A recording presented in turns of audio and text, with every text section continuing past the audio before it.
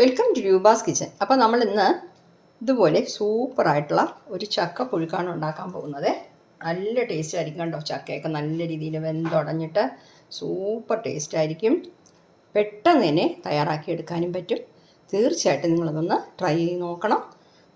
അപ്പോൾ ഇതെങ്ങനെ ചെയ്യണമെന്നുള്ളത് നമുക്ക് വീഡിയോയിൽ നോക്കാം. അപ്പോൾ നമുക്ക് ചക്ക പുഴുക്കുണ്ടാക്കാനായിട്ട് ഞാൻ കുറേ ചക്ക എടുത്തിട്ടുണ്ട്. ഞാൻ ഓൾറെഡി ഇത് കട്ട് ചെയ്ത് വെച്ചിരിക്കുകയാണ്. അപ്പം നിങ്ങളെ കാണിക്കാൻ വേണ്ടി ഞാൻ 4-5 ചോളം മാറ്റി വെച്ചു.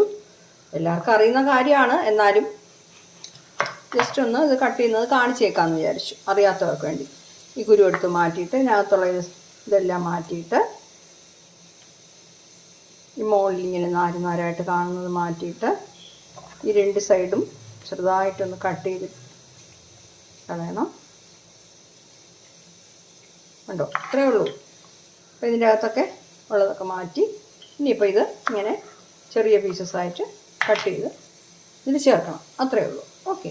അപ്പോൾ കുരു വന്നിട്ട് ഇതുപോലത്തെ കുരുവിൽ ഞാൻ 1-2 കുരു എടുത്ത് 2 കുരു എടുത്തോളൂ കേട്ടോ. എന്താ ചക്കയുടെ കുരു 2 എടുത്തോളൂ. അത് ഞാൻ ഇതുപോലെ ചെറിയ പീസസായിട്ട് കട്ട് ചെയ്ത് അത് ഇതിലിട്ടിട്ടുണ്ട്. ഇനി നമുക്ക് ചെയ്യാൻ തുടങ്ങാം. അപ്പോൾ നമ്മുടെ ചക്ക നീറ്റായിട്ട് വാഷ് ചെയ്ത് ഞാനൊരു പാനിലാക്കി വെച്ചിട്ടുണ്ട്. ഗ്യാസ് ഓൺ ചെയ്തിട്ടുണ്ട്. ഇനിയിപ്പോൾ ഇതിൽ ഒരു 1/4 കപ്പ് വെള്ളം ഒഴിച്ചു കൊടുക്കാം. വെള്ളം കൂടുതൽ വേണ്ട, ഒരു 1/4 കപ്പ് ഒഴിച്ചാൽ മതി. ഇതിപ്പോൾ 2 കപ്പ് ചക്ക കട്ട് ചെയ്ത് കാണും കേട്ടോ. ഞാനിപ്പോൾ ഒരു 1/2 ടീസ്പൂൺ ഉപ്പിട്ട് കൊടുക്കാം. ഉപ്പും കൂടെ ഇട്ട് കൊടുത്തിട്ട് നമുക്ക് നല്ല രീതിയിൽ മിക്സ് ചെയ്ത് മൂടി വയ്ക്കാം.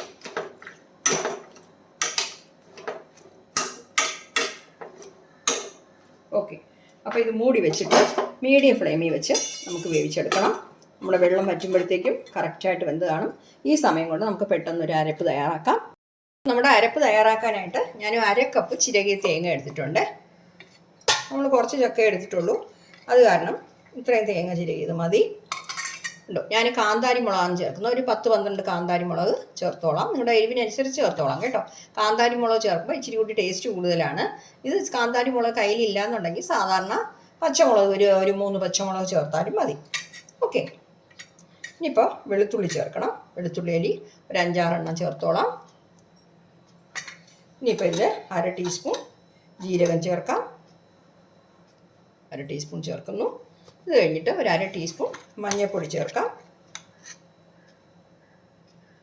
ഇതെല്ലാം ചേർത്തിട്ട് നമ്മൾ വെള്ളം ഒന്നും ചേർക്കണ്ട, ഒന്ന് നമ്മൾ ചതച്ചെടുക്കുമല്ലോ, ആ രീതിക്ക് ഒന്ന് ചുറ്റിച്ചെടുത്താൽ മതി. ഒരു കാര്യം ഇതിൽ ചേർക്കാൻ വിട്ടുപോയി, ശകലം കരിയേപ്പിലയും കൂടെ ചേർക്കണം. അതും കൂടെ ചേർക്കുമ്പോഴാണ് ശരിക്കുള്ള ടേസ്റ്റ് കിട്ടുന്നത്. നല്ല മണമായിരിക്കും കറിവേപ്പിലയൊക്കെ ചേർക്കുമ്പോഴേ. കൈവശമുള്ളതുപോലെ ചേർത്തോളാം, കുറച്ച് കൂടുതലായാലും കുഴപ്പമില്ല. ഞാൻ ചതച്ചിട്ട് വരാം. അപ്പോൾ കണ്ടോ, ഞാൻ നല്ല രീതിയിൽ ചതച്ചെടുത്തിട്ടുണ്ട്. കണ്ടോ, ഇതുപോലെ തീരെ മഷി പോലെ അങ്ങനെ അരയണമെന്നൊന്നുമില്ല, വെള്ളം ചേർക്കാതെയാണ് ഇങ്ങനെ അരച്ചെടുത്തത്. അപ്പം നമ്മുടെ ചക്ക വെന്ത് കിട്ടിയിട്ടുണ്ട്. ഇനിയിപ്പോൾ നമുക്കിതിൽ അരപ്പിട്ട് കൊടുക്കാം. വളരെ എളുപ്പമാണ് കേട്ടോ ഇങ്ങനെ ഉണ്ടാക്കാൻ, പക്ഷേ നല്ല ടേസ്റ്റുമാണ്. ഈ മിക്സിയിൽ ചതച്ച് വെച്ചിരിക്കുന്ന അരപ്പ് ഇതിലിട്ട് കൊടുക്കാം. അപ്പോൾ ഉപ്പൊക്കെ കറക്റ്റാണോ നോക്കാം. നിങ്ങൾക്ക് ശകലം വെള്ളം വേണമെങ്കിൽ ഇങ്ങനെ തളിച്ചോളാം. എന്ന് വെച്ചാൽ ഈ നമ്മുടെ അരപ്പൊക്കെ അതിൽ ചേർന്ന് കിട്ടണമല്ലോ നമ്മുടെ ചക്കയിൽ. അതിന് വേണ്ടിയിട്ട് എപ്പോഴും ഇത് വേവിക്കുമ്പോൾ ഫ്ലെയിം കൂട്ടി വെക്കരുത്, ഫ്ലെയിം കുറച്ച് വെച്ച് തന്നെ വേവിക്കണം. ഇല്ലാതെ നമ്മൾ കുറച്ച് വെള്ളം ഒഴിക്കുന്നുള്ളൂ, അത് കാരണം അടിക്ക് പിടിക്കും. എല്ലാം കൂടെ നല്ല രീതിയിൽ മിക്സ് ചെയ്തിട്ട് നമുക്ക് ശകലം ഉപ്പിൻ്റെ കുറവുണ്ട്, കുറച്ച് കൂടെ ചേർക്കാം.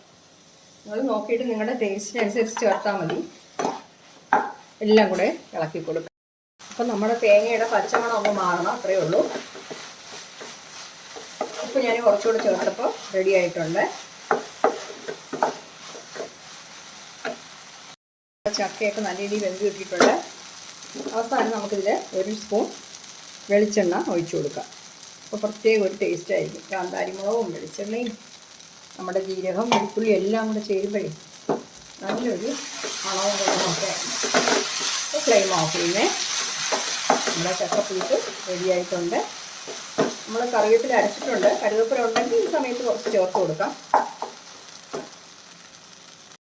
അപ്പോൾ കണ്ടോ, നമ്മുടെ ചക്കപ്പുഴുക്ക് സൂപ്പറായിട്ട് കിട്ടിയിട്ടുണ്ട്. എല്ലാവരും ഇതൊന്ന് ട്രൈ ചെയ്ത് നോക്കണേ, നല്ല ടേസ്റ്റ് ആയിരിക്കും. നമ്മളിത് മീനിൻ്റെ കൂടെയൊക്കെ കഴിക്കാൻ നല്ലൊരു ചക്കപ്പുഴുക്കാണ്.